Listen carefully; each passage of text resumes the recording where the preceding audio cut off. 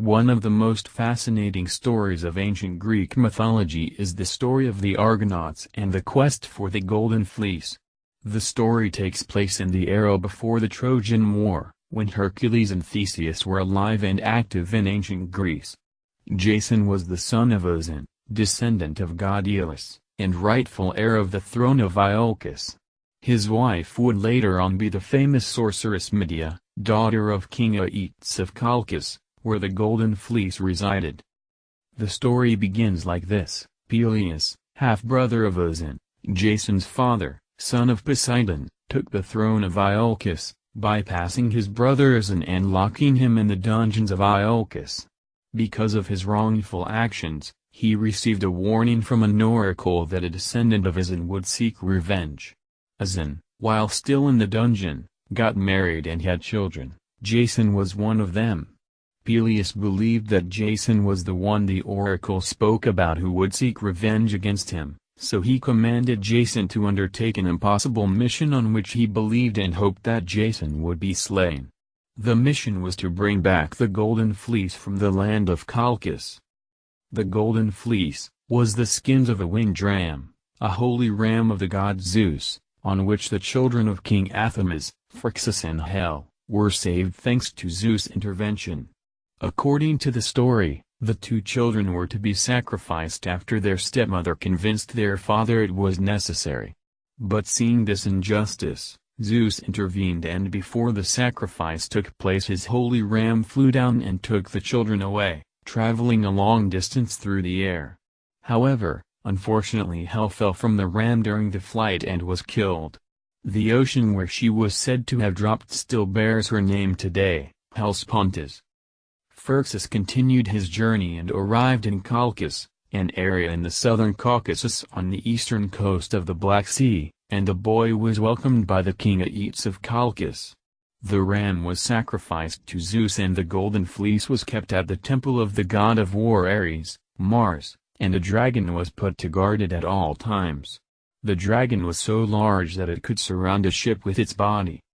So Jason, following the commands of King Peleus, began his voyage, known as Argonautica. For the voyage to be successful, Jason had to recruit the best warriors of the time, and so he did. 50 of the most important heroes of Greece, including Hercules and Orpheus, accompanied Jason on the Argonautica. A special boat was made called Argos, which was named after the creator, Argus, son of Phrixus. The boat had 50 oars, and on the bow of the ship goddess Athena had placed a branch from her holy speaking oak tree from the city of Dodone, where another famous oracle resided. Jason had the support of goddess Hera, who wanted revenge for King Peleus not worshipping her. After an adventurous journey they arrived at Colchis, where Jason asked King Aeetes to give him the Golden Fleece, explaining how this was also the wish of the goddess Hera. Aeetes on the surface agreed, but he set a trial that he was sure Jason would fail. He asked Jason to plow the land by using 2 bulls with metallic legs which threw flames from their nostrils, and then sow the teeth of the dragon that the king gave to him. Aeetes did not tell Jason that by sowing the teeth a large army of warriors would come out of the soil to attack him. Fortunately Medea, daughter of Aeetes, gave Jason an ointment that would make him invincible to fire and iron for one day, and she also told him about her father's plan. Medea instructed Jason to throw a stone at the warriors, telling him that by doing so, the warriors would turn on each other, launch into battle, and eventually kill each other. With the help of Medea, Jason succeeded in the task, so King Aeetes told Jason he could retrieve the Golden Fleece, believing that the dragon would kill him. At the same time, he ordered his army to burn his ship, Argos, and killed the Argonauts. However, Medea again helped Jason and, as a sorceress, she put a spell on the dragon so that Jason could get the Golden Fleece from the tree where it was hanging. Jason retrieved the Golden Fleece, and both Jason and Medea left together with Argos and the Argonauts.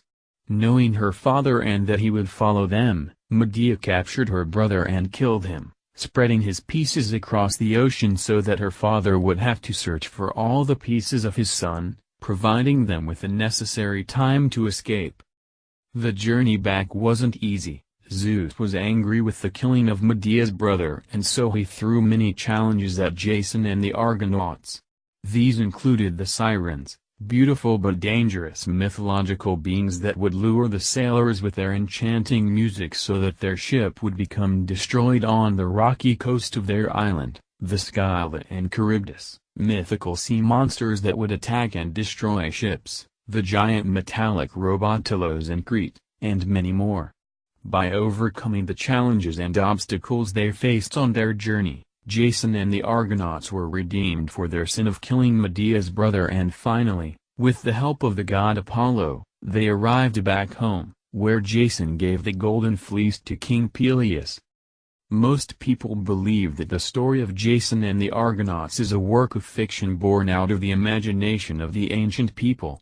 However, the word myth originates from the Greek word mythos, meaning word or tale or true narrative, referring not only to the means by which it was transmitted but also to it being rooted in truth.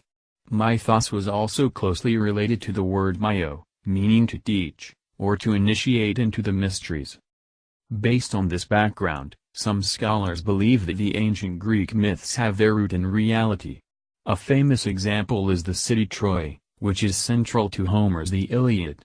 Long considered to be a city of myth, Heinrich Schliemann's discovery of the actual site in 1868 elevated it to a place in history. Likewise, Dr. Marcus Vaxvinopoulos of the Geology Department of the University of Thessaloniki in Greece believes that there is some reality behind the story of Jason and the Argonauts. He suggests that myth describes a quest of the Greeks to bring gold from the area of Chalkis, an area rich in gold and other metals. This is not to say that sea monsters and enchanting sirens really existed, but that these descriptions were, in fact, a way for people to explain real, and perhaps perplexing, events using the knowledge and beliefs of their time. After all, research and historical records have shown that stories of sea monsters were simply a way for people to describe whales, walruses, and giant squid, which were rarely seen in ancient times and which were quite terrifying to the people that saw them. If Dr. Vaxvinopoulos is right, and the story of Jason and the Argonauts has its basis in reality, the next logical question is, how much of the story is real? Who were the gods that intervened in the lives of the mortals? What did the dragon represent? And was the golden fleece merely a symbol for real gold?